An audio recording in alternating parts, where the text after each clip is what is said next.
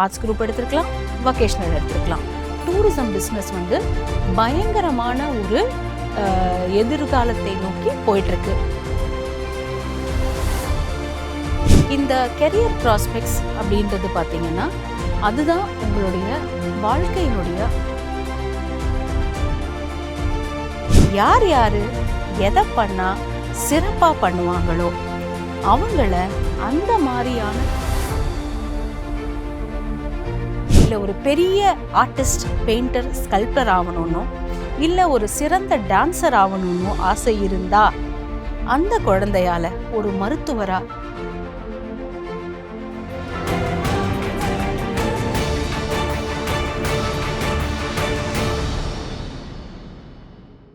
கணிதம் சந்தோஷத்தை கூட்டவோ அல்லது பிரச்சனைகளை குறைக்கவோ மட்டும் நமக்கு சொல்லித் தருவதில்லை.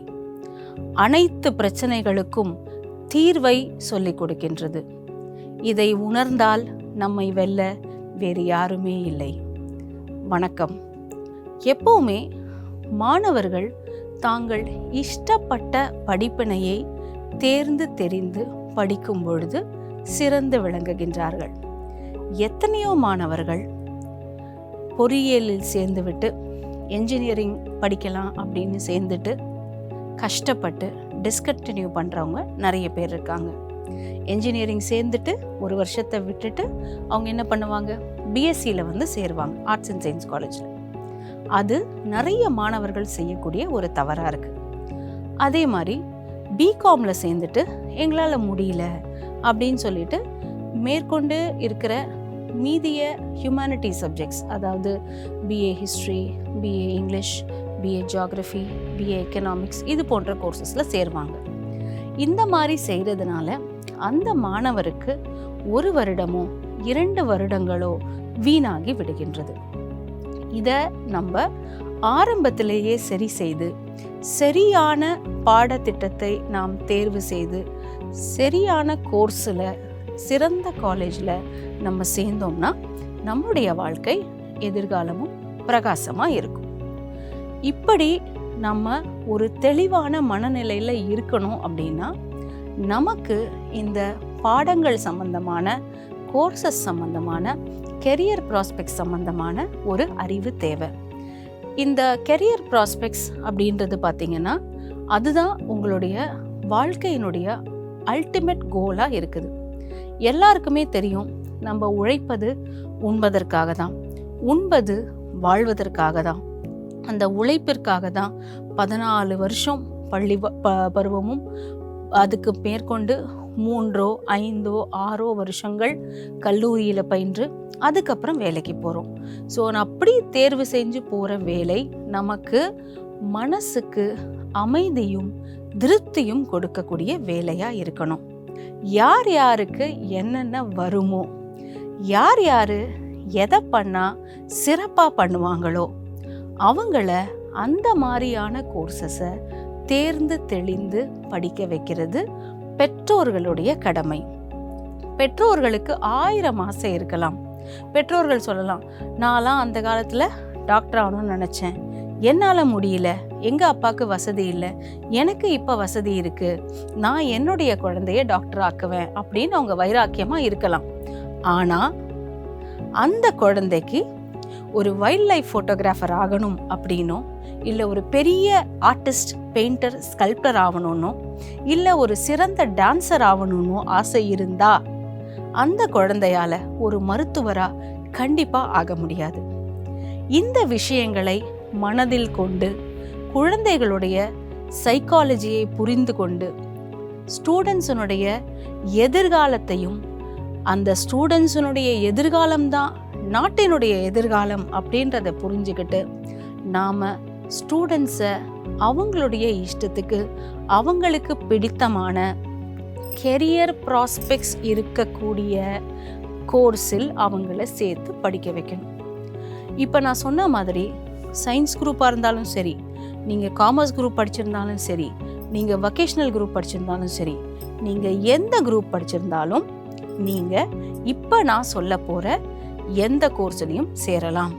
நீங்கள் விஷுவல் கம்யூனிகேஷன் அப்படின்ற கோர்ஸை பற்றி கேள்விப்பட்டிருப்பீங்க. இந்த கம்ப்யூட்டர் கிராஃபிக்ஸு, அதுக்கப்புறம் ஃபோட்டோ எடிட்டிங், அப்புறம் வந்து உங்களுக்கு ஃபோட்டோஷாப் மூலயமா பண்ணுறது, அப்புறம் கம்ப்யூட்டரில் டிசைனிங் பண்ணுறது, இதெல்லாம் சொல்லிக் கொடுப்பாங்க.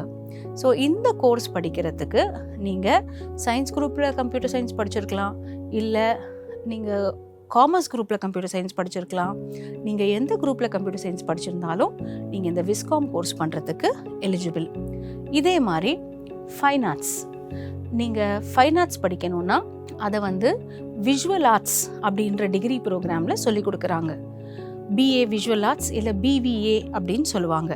இந்த விஷுவல் ஆர்ட்ஸ் கோர்ஸை படிக்கிறதுக்கும் நீங்கள் சயின்ஸ் குரூப் தான் படிச்சிருக்கணும், காமர்ஸ் குரூப் தான் படிச்சிருக்கணும் அப்படின்ற எந்த கட்டாயமும் கிடையாது. நீங்கள் சயின்ஸ் குரூப்பும் படிச்சிருக்கலாம், காமர்ஸ் குரூப்பும் படிச்சிருக்கலாம், வொகேஷ்னலும் படிச்சிருக்கலாம். உங்களுக்கு சிறந்த வரையக்கூடிய திறமை இருந்தால் மட்டுமே போதும் நீங்கள் இந்த கோர்ஸில் சேர்ந்து படிக்கலாம். இந்த கோர்ஸ் 4 வருஷ டிகிரி கோர்ஸ், விஸ்காம் 3 வருஷ டிகிரி கோர்ஸ். இது தவிர யார் வேணால் சேரக்கூடிய மிச்ச பல டிகிரிஸ் என்னன்னு பார்த்தீங்கன்னா, BA English literature, BA Tamil literature, BA journalism, BA mass communication, BA public administration and public relations, அப்புறம் ஹியூமன் ரிசோர்ஸ் மேனேஜ்மெண்ட்டில் அண்டர் கிராஜுவேட் கோர்சஸ் இருக்குது. அதுலேயே வந்து உங்களுக்கு போஸ்ட் கிராஜுவேட் கோர்சஸும் இருக்குது. பிஏ ஹிஸ்ட்ரி சேரலாம், பிஏ பொலிட்டிக்கல் சயின்ஸ் சேரலாம், பிஏ சோஷியாலஜி சேரலாம், பிஏ சோஷியல் ஒர்க் சேரலாம். ஸோ இந்த மாதிரியான கோர்சஸில் சேர்வதன் மூலமாக நமக்கு நிறைய ஜாப் ஆப்பர்ச்சுனிட்டிஸ் இருக்குது. ஸோ நான் உங்களுக்கு ஏற்கனவே சொல்லியிருக்கேன், பிஏ ஹிஸ்ட்ரி இல்லை BA economics, BA political science, BA sociology இதெல்லாம் படிக்கிறதன் மூலமாக ரொம்ப எளிதாக உங்களால் civil services exams, UPSC exams இல்லை எந்த ஒரு காம்படிட்டிவ் எக்ஸாமையும் சுலபமாக வெற்றி பெற முடியும். இந்த காம்படிட்டிவ் எக்ஸாம்ஸ் எல்லாம் எழுதுறதன் மூலமாக நீங்கள் அரசு அலுவலில் ஈடுபடலாம். ஒரு ஐபிஎஸ் ஆஃபீஸர் ஆகலாம், ஒரு ஐஏஎஸ் ஆஃபீஸர் ஆகலாம், ஒரு ஐஆர்எஸ் ஆஃபீஸர் ஆகலாம், இல்லை இந்தியன் ரெவென்யூ சர்வீஸில் போகலாம். நிறைய அரசு அலுவல்களுக்கு சிறப்பான அடித்தளம் உள்ள கல்விகள் தேவைப்படுகிறது. அந்த பட்டியலில் பார்த்தீங்கன்னா தலையாய படிப்புகள் என்னன்னா BA history, BA geography, BA economics, BA English. நீங்கள் நிறைய பேர்கிட்ட கேள்விப்பட்டிருப்பீங்க, எதுவுமே கிடைக்கலன்னா போய் ஹிஸ்ட்ரி சேருவாங்க. அது ரொம்பவுமே தப்பான ஒரு ஐடியா. எதுவுமே கிடைக்கலன்னா ஹிஸ்ட்ரி சேர்றவங்களால ஹிஸ்ட்ரியை படித்து பாஸ் ஆக முடியாது. எந்த அளவுக்கு மெடிசின் படிக்கிறதுக்கு உங்களுக்கு அறிவும் ஞாபக சக்தியும் தேவையோ அதே அளவுக்கு உங்களுக்கு ஹிஸ்ட்ரி படிக்கிறதுக்கு அறிவும் ஞாபக சக்தியும் தேவை. நீங்கள் ஒரு போரை வந்து குறிப்பிடுறப்ப, ஒரு போரை பற்றி எழுதுகிறப்ப, அந்த போர் எங்கே நடந்தது, எப்படி நடந்தது அப்படின்னு நீங்கள் நரேட் பண்ணுறப்ப, யாருக்கும் யாருக்கும் நடுவில் போர் நடந்ததுன்னு சொல்கிறப்ப எல்லா விஷயத்தையும் கரெக்டாக சொல்லிட்டு வருஷத்தை மட்டும் ஒரு 2 வருஷமோ 3 வருஷமோ கூட்டியோ குறைச்சோ போட்டுட்டிங்கன்னா அந்த மொத்த பதிலுமே தப்பு. இதே தான் உங்களுக்கு மருத்துவ துறையிலும் இல்லையா? ஒரு சின்ன மிஸ்டேக் பண்ணால் கூட மொத்தமுமே தப்பாயிடும். அப்புறம் ஹாஸ்பிட்டலில் சொல்கிற மாதிரி என்ன சொல்லுவாங்க, ஆப்ரேஷன் சக்ஸஸ் பேஷண்ட் டெட் அப்படின்னு சொல்லிடுவாங்க. ஸோ அந்த மாதிரி எந்த அளவுக்கு மெடிசன் படிக்கிறதுக்கு அறிவு தேவையோ அந்த அளவுக்கு பிஏ ஹிஸ்ட்ரி படிக்கிறதுக்கு அறிவு தேவை. பிஏ ஹிஸ்ட்ரி படித்தா நீங்கள் என்ன வேணால் ஆகலாம். பிஏ எக்கனாமிக்ஸ் படித்தா, பிஏ இங்கிலீஷ் படித்தா நீங்கள் ஆசிரியர் ஆகலாம், நீங்கள் பேராசிரியர் ஆகலாம். பேராசிரியர் அப்படின்னு சொல்கிறப்ப கல்லூரியில் வேலை செய்யக்கூடிய பேராசிரியராக இருக்கலாம், இல்லை பல்கலைக்கழகத்தில் வேலை செய்யக்கூடிய பேராசிரியராக கூட இருக்கலாம். நீங்கள் பிஏ தமிழ் லிட்ரேச்சர் படித்தீங்கன்னா ஒரு தமிழ் புலமை மிக்க ஒரு சிறந்த தமிழ் புலவராகலாம், தமிழ் ஆசிரியராகலாம், தமிழ் பேராசிரியராகலாம். சோஷியல் ஒர்க் அண்டர் கிராஜுவேஷன், அதாவது பிஎஸ்டபிள்யூ படிச்சுட்டு நீங்கள் எம்எஸ்டபிள்யூ படித்தீங்கன்னா சோஷியல் ஒர்க் செய்யலாம். நான் கவர்மெண்டல் ஆர்கனைசேஷன் சொல்லுவாங்க, அதாவது அரசு அல்லாத நிறுவனங்கள், என்ஜிஓஸ் அப்படின்னு சொல்லுவாங்க. இந்த என்ஜிஓ நிறுவனங்களோட சேர்ந்து நீங்கள் சமுதாயத்துக்கும் தேவைப்படுற மக்களுக்கும் உங்களால் ஆன சேவைகளை செய்யலாம். ஸோ உங்களுக்கு இந்த சோஷியல் ஒர்க் மூலமா இதை செய்யலாம். பிஏ சோஷியாலஜி படித்தவங்க கூட போஸ்ட் கிராஜுவேட் லெவலில் MSW அப்படின்ற கோர்ஸை படிச்சிங்கன்னா உங்களுக்கு சமூக சேவை செய்கிறதுக்கு நிறைய சந்தர்ப்பங்களும் சூழ்நிலையும் ஏற்படும்.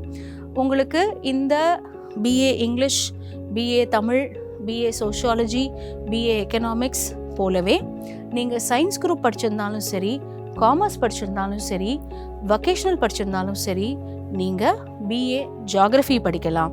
முன்னாடி பிஎஸ்சி ஜியாகிரஃபியாக இருந்தது, இப்போ பிஏ ஜியாகிரஃபியாக இருக்குது.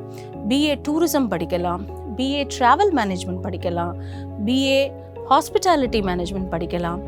இது மாதிரியான டூரிசம் சம்மந்தமான, ஹாஸ்பிட்டாலிட்டி சம்மந்தமான கோர்ஸுகளை படிக்கும் பொழுது உங்களுக்கு ஹோட்டலியரிங் இண்டஸ்ட்ரியில், டூரிசம் இண்டஸ்ட்ரியில், மினிஸ்ட்ரி ஆஃப் டூரிசமில், ஏர்லைன்ஸில், ட்ராவல் ஏஜென்சியில் நிறைய வேலை வாய்ப்புகள் காத்து கிடக்குது. இந்த பயணத்துடைய முக்கியத்தை உணர்த்துவது தான் இந்த டூரிசம் படிப்பு. டூரிசம் படிப்பை படிக்கிறதுக்கு நீங்கள் சயின்ஸ் குரூப் எடுத்துருக்கலாம், ஆர்ட்ஸ் குரூப் எடுத்துருக்கலாம், வொகேஷனல் எடுத்துருக்கலாம். டூரிசம் பிஸ்னஸ் வந்து பயங்கரமான ஒரு எதிர்காலத்தை நோக்கி போயிட்டுருக்கு. ஏன்னா இப்போ எல்லாருமே வந்து பார்த்திங்கன்னா எல்லாருமே வந்து வீடு கட்ட மாட்டாங்க. ஒரு சிலர் தான் வீடு கட்டுவாங்க, வசதியானவங்க தான் வீடு கட்டுவாங்க. ஸோ என்ஜினியருக்கு அந்த டைமில் மட்டும்தான் வேலை. எல்லாருமே வந்து உடம்பு சரியில்லாமல் போக மாட்டாங்க. எனக்கு தெரிஞ்ச ஒரு சிலர்லாம் வந்து ஒரு 40 வருஷமாக டாக்டர்கிட்டே போகாதவங்கலாம் நான் பார்த்துருக்கேன். ஸோ எல்லாருமே வந்து வைத்தியருக்கு வேலை கொடுப்பாங்களான்னு தெரியாது. எவ்வளவோ ஆஸ்பத்திரிகளில் பார்த்திங்கன்னா கூட்டம் வழிஞ்சு ஓடும், ஒரு சில ஆஸ்பத்திரிகளில் பார்த்திங்கன்னா கூட்டமே இருக்காது. இப்படி பொறியியல் படிப்பாக இருந்தாலும் சரி, மருத்துவ படிப்பாக இருந்தாலும் சரி, ஒரு குறிப்பிட்ட காலத்தில் தான் இதுக்கு மகசூலும் தேவையும் ஏற்படுது. ஆனால் இந்த டூரிசம் படிப்பை நீங்கள் பார்த்தீங்கன்னா உங்களுக்கு வருஷம் ஃபுல்லாக டிமாண்டு. யாரை கேட்டாலும் நாங்கள் ட்ரிப்பு போகிறோம், டூர் போகிறோம், அதில் அரேஞ்ச் பண்ணியிருக்கோம், இதில் அரேஞ்ச் பண்ணியிருக்கோம்னு சொல்கிறாங்க. இதுவே வந்து டூரிசம் கெரியருக்கு இருக்கக்கூடிய ஒரு டிமாண்டையும் ஒரு முக்கியத்துவத்தையும் கெரியர் ப்ராஸ்பெக்ட்ஸையும் நமக்கு சிறப்பாக எடுத்துரைக்குது. ஸோ நம்ம டூரிசம் படிக்கிறப்ப ஹிஸ்ட்ரியும் சேர்த்து படிப்போம்.